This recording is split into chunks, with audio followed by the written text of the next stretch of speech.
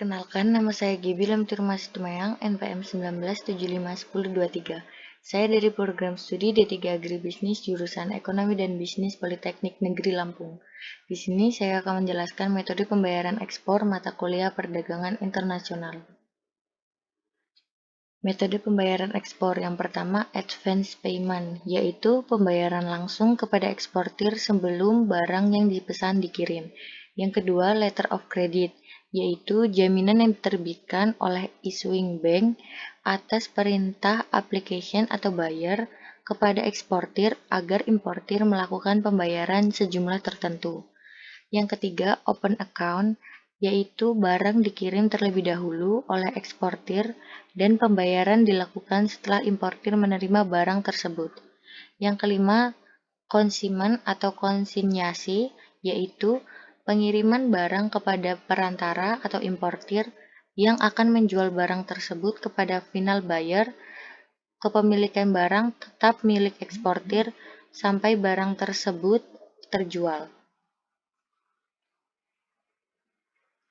Tujuan penggunaan LC adalah untuk memberikan jaminan atau keamanan bagi eksportir untuk mendapatkan pembayaran atas barang yang dijual.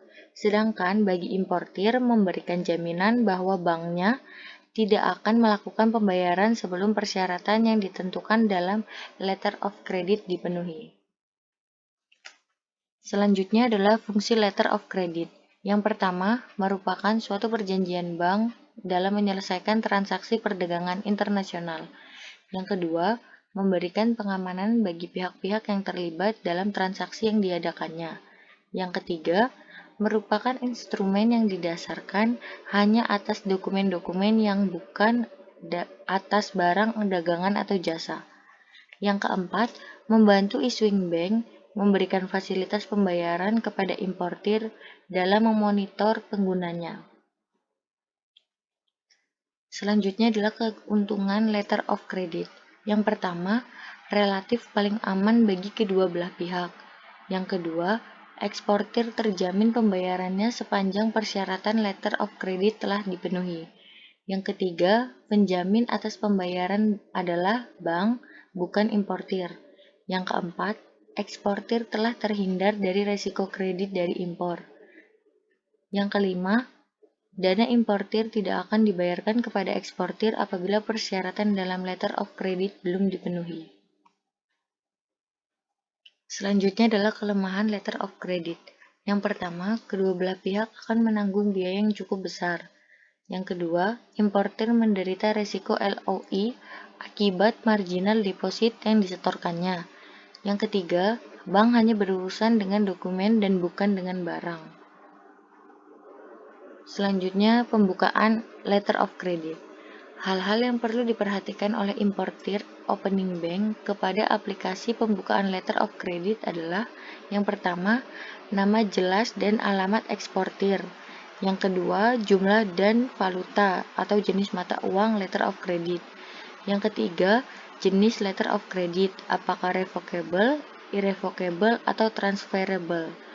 Yang keempat, apakah letter of credit tersebut akan diselesaikan dengan cara pembayaran, akseptasi, atau negosiasi.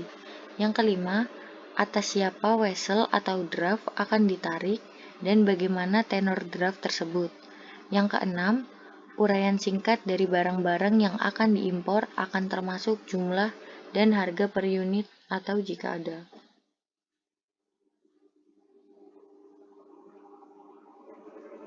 Selanjutnya yang ketujuh, syarat-syarat penyerahan barang dalam kondisi FOB, CVR, CIF, dan sebagainya.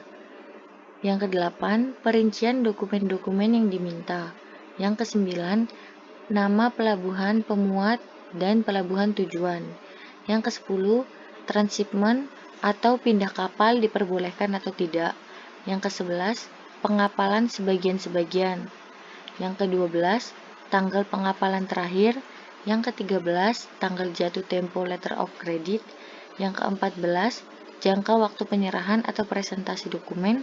Yang ke-15, apakah letter of credit akan disampaikan per surat atau email, telex, atau SWIFT. Dan yang ke-16, pernyataan tunduk pada syarat-syarat umum bank untuk penerbitan letter of credit di luar Indonesia. Pihak-pihak yang terlibat dalam letter of credit yang pertama, pembeli, yang kedua, penjual, yang ketiga, bank pembuka, yang keempat, bank penerus, yang kelima, bank yang menegaskan, yang keenam, bank pembayar, yang ketujuh, bank yang menegosiasi, yang kedelapan, bank yang diminta mengganti pembayaran. Selanjutnya, pihak-pihak yang tidak terlibat secara langsung dalam letter of credit, yang pertama perusahaan, yang kedua bea dan cukai, yang ketiga perusahaan asuransi, yang keempat badan-badan pemeriksa, dan yang kelima badan-badan penelitian lainnya. Demikianlah yang dapat saya sampaikan, kurang dan lebihnya saya mohon maaf. Terima kasih.